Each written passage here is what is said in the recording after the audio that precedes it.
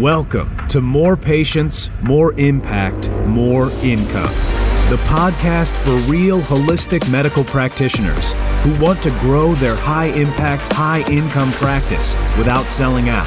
And now, here's your host, Chris Axelrad. What's up, everybody? What is up? I'm going to go ahead real quick. Just give me a second while I share this video into my Facebook group that I would really want them to see this. This came up this morning during the roundtable Thursday coaching call that I do with my mentorship group. And it's such a powerful principle, and people don't, I think, realize. I mean, it's one of these things that's counterintuitive, obviously. That's why I put that in the title. A lot of people avoid it, and they really end up severely limiting the growth of their practice this way. What it boils down to is that what a lot of people think, of course, that personalizing care for patients, which really means that we're building the entire plan and treatment process around their condition and helping to devise a custom way for them to address whatever health concern it is that they have. And by the way, as acupuncturists, naturopaths, whatever type of holistic care provider you happen to be, our job is we're not dealing with critical care, right? So the people who are coming to us, generally speaking, are not facing imminent death, okay? Which doesn't in any way actually diminish the importance of our care. In fact, I think in many ways, our care, the level of importance for the people who come to us is tremendous, because it's one thing to save a person's life.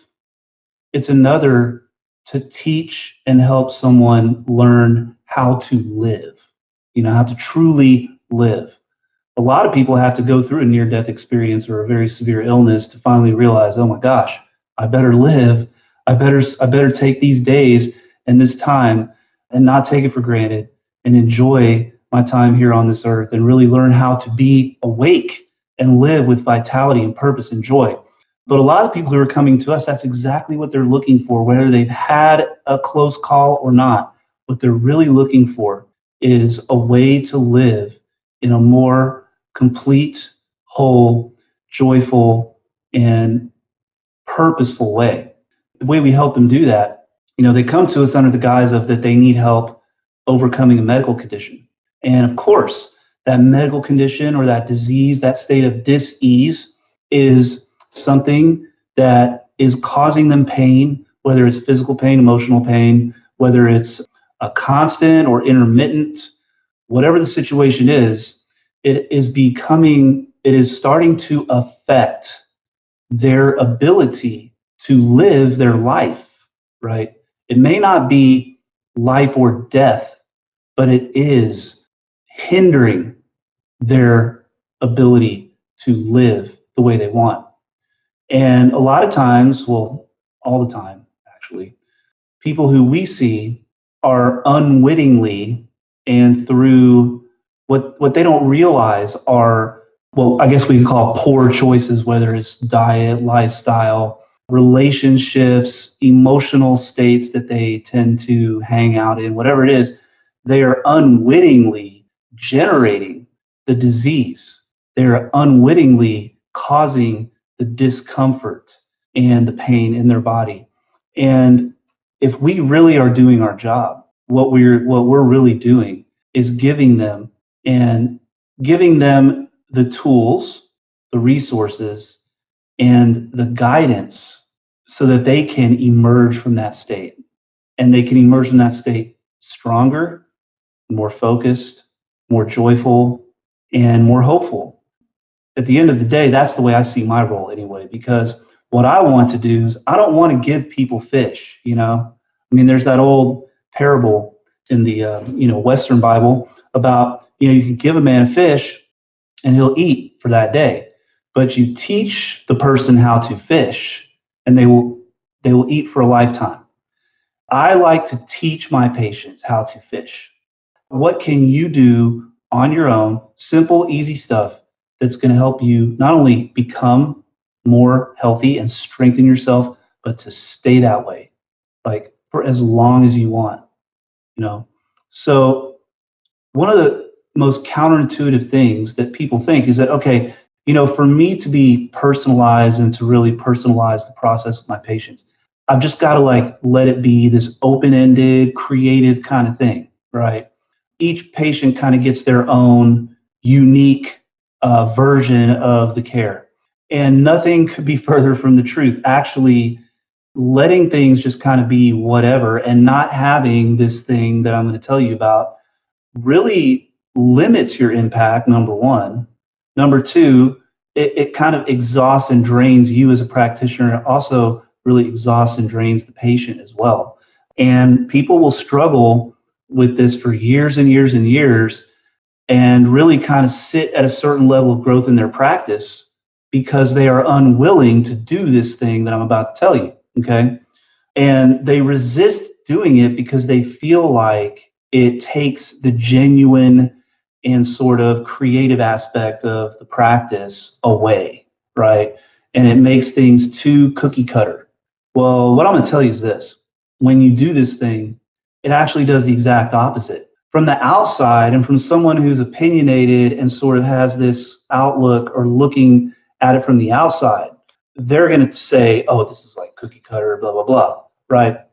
But what they don't realize is that on the inside, to the patient and to the practitioner, what it does is it allows us, this thing that I'm going to tell you about, it allows us to focus 99% of our energy, time, words, and thoughts on our patients, on each individual patient. People wonder how is it, Chris, they'll ask me this, how is it, Chris, that you'll see 25 patients in a day and you're not tired and the patients are really happy and they feel like they're getting really good care and they're referring. How do you do that? Because like, it just seems like if you're not spending time, how are you going to be able to, get all that? How are you going to be able to have quality? If you're ready to fill your practice and keep it full without the stress and overwhelm, then get instant access to your free autopilot patient attraction playbook. Now at www.highimpactpracticesystems.com/autopilot. And the thing is that because of the process that we have, and because I don't have to ask questions like, what am I going to do next? What do I need to do next with this patient? What's the next step for this? Who's going to take care of this? Who's going to do that? All those questions are already answered because I have a framework, and that framework is very clear.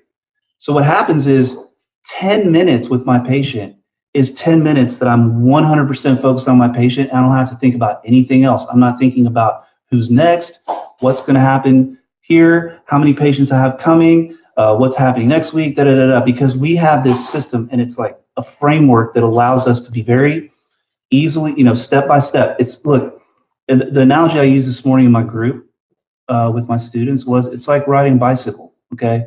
When you get on a bicycle, you don't sit there and think about how to use the brakes, how to steer, how to balance, how to pedal.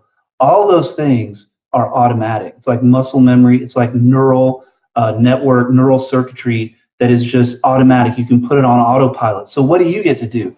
You get to focus on where you're going. And if, like for me, I was riding around in traffic. This was this past weekend, and that's why this analogy is fresh in my mind. So I was in Vancouver, Integrated Fertility Symposium, and I rented a bicycle from the hotel I was staying at to go ride around. So I was in downtown Vancouver. What was I paying attention to? Well, I was mostly paying attention to the cars and making sure I didn't get run over, right? But I was able to stay safe and not get run over. Why? Because I could put all my attention on that, and I wasn't thinking and having to consciously process all the data of my feet moving and the balance and the brakes and all this kind of stuff, because all that stuff is automatic. And if I had been riding around in the mountains or riding around in a beautiful prairie or something like that, where there was not a lot of cars, I could have easily just ridden and just had, really been relaxed. This whole time I'm riding the bike and I'm looking around and looking at all the beautiful scenery, taking in all the beautiful smells. And that's what a framework in your clinic does for you. The framework makes all of the business and all the mechanical stuff, the pedaling, the steering, the balancing, and just the actual, driving of the business part automatic. So you don't have to think about it at all. And then you can put all your attention on your patients and not worry about any other stuff. And guess what? Then your patient gets this personal, very, very personalized and very detailed and very focused care that they wouldn't be able to get otherwise. They wouldn't be able to get otherwise if you're like all over the place and the process is just like this. And it's like you're trying to wrangle the patient along and they don't know what's next and you don't know what's next. And it's all very, sort of open-ended, which to me always feels a little iffy, right? Like when things are open-ended, it's like, well, not really quite sure. Are we going to keep going weekly? Are we going to go to every other week? You have a process, you have a pathway. And that pathway is clear, consistent, and it's communicated in a very clear way at the very beginning of your process that you're working with your patients. And throughout the process, we're reinforcing those, what we could call those cues and those different stages. So the patient just really, it becomes like this dance, and it just becomes very beautiful and very easy to do. And also, it's a really, really amazing boundary that you create when you have this process, because number one, when you're working within a framework, you feel confident and you feel safe, okay? And that sense of confidence and safety that you feel gets transferred to your patient. And they sense that confidence and they sense that safety, and it makes them feel really good when they're in your space. They feel really, really good and actually want to come back, believe it or not. I know that sounds weird, but they want to come back. You don't have to, look, we're going to have a party later. I'm actually at my Sugarland office, which just opened. It's our 4th location. We're going to do an open house, and pretty excited about that. But the process is so clear and so easy to follow and so liberating, honestly, for you and for your patient, because they're not walking into a mess. They're not walking into this disorganized thing. They're walking into something that's very predictable and very simple, and they know exactly what to expect. And every single time they know like the steps and everything like that. Okay. And again, within that framework, you have all of this creative space to focus on your patient. It's a beautiful thing, and it works. And it's one of the reasons why we have really good retention rates here at my clinic. And that's what's made it possible for me to start to open, multiple offices and hire people. And the other thing a framework does is it gives you something you can actually teach other people how to do.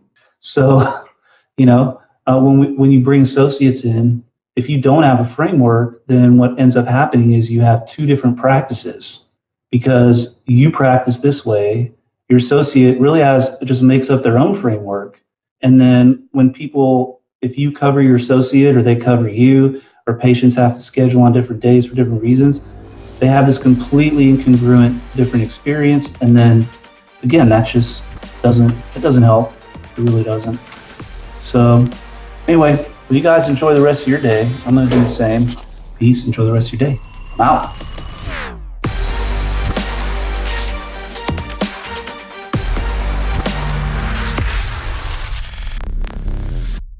This is thepodcastfactory.com.